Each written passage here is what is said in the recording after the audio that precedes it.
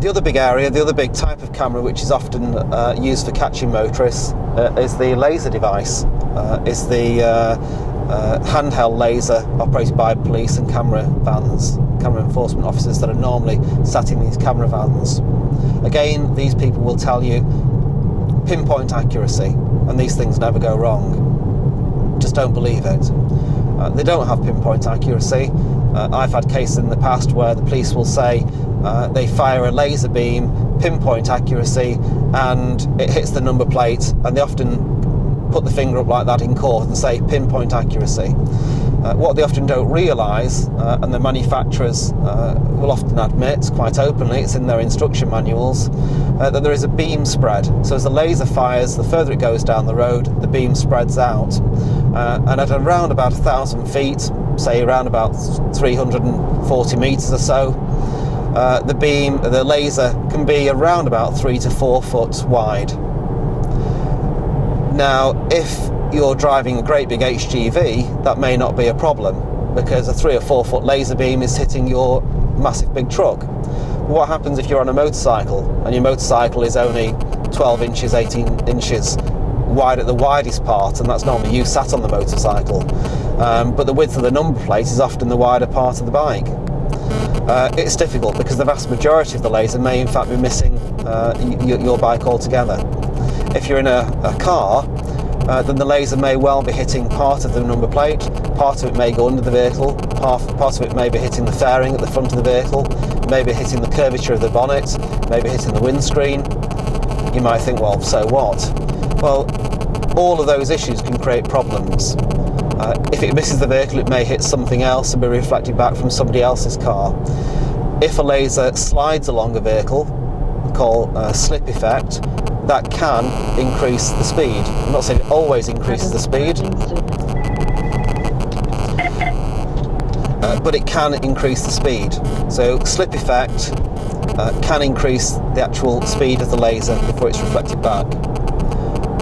Manufacturers, and in fact code of practice issued by the police, says that a laser should not be fired through glass. Often people consider that to mean a police officer sat in a police vehicle firing a laser through the windscreen of a vehicle. Quite clearly says that should not happen, albeit I've had a case recently where exactly that happened, where it's fired through glass, because the glass can reflect the actual angle of the beam and affect the speed reading, and in fact whether it even hits your vehicle altogether. But it also, in my argument, can affect it if it hits the windscreen of your vehicle, or the headlights of your vehicle, or the headlights of a motorcycle. And again, that could be reflected back and could give a faulty speed reading. So a number of problems with the actual laser devices themselves and how they're operated. They don't give, in my mind, pinpoint accuracy if you've got a wide beam spread. Lasers will often or lasers can often give problems if they've not been calibrated. The police will lead you to believe that the device is perfect and that it's been calibrated. They've got a calibration certificate, and they'll want you to accept that the device is perfect because of a calibration certificate. Again, that is just not correct. The calibration certificate, and again, most police forces these days are quite happy to show their calibration certificates on the website, and that's only the calibration certificate produced by the manufacturers once a year. That's because type approval, for Home Office approval, says that the manufacturers check the device each year. In fact, some type approval doesn't actually require that, although the police are quite happy to state, yes, type approval, so long as it's calibrated each year, and that's okay. Myself, as a defence solicitor, not particularly bothered about whether it's been calibrated by the manufacturers each year, because I would expect that to happen, and I would expect it to be correct. In all the years that I've been dealing with speeding cases, I don't think I've ever had one case where the manufacturers have gone out, inspected a laser, found it to be wrong, and then issued a document to say this is wrong. doesn't happen, because if they go out and find the laser is inaccurate, they simply correct it and then issue a new calibration certificate to say yes, it's perfect. So you would always expect to have a calibration certificate from the manufacturer saying everything is hunky-dory, but we're not interested in that. What we are interested in is how was it calibrated on the date it was used. So when that device is used to detect your speeding offence, what did the police do to ensure that it was accurate? And again, this opens up a whole minefield of checks that should be carried out. The main checks as far as a laser device goes, is a distance check, speed check, scope check, and an alignment check. Those checks should be carried out ideally both before and after the detection of an offence. Those checks should be documented, usually in any contemporaneous notes or pocket notebook entries. If a video has been linked up with the laser device, you may well find those checks are actually recorded onto the video. Again, all this information can be obtained, via the disclosure requirements.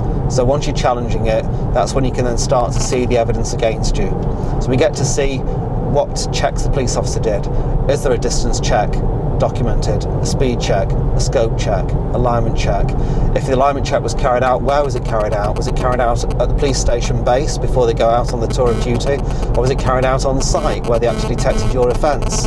Again, arguments which can be raised if things are done in the incorrect way. They might have carried out a perfect alignment check at base.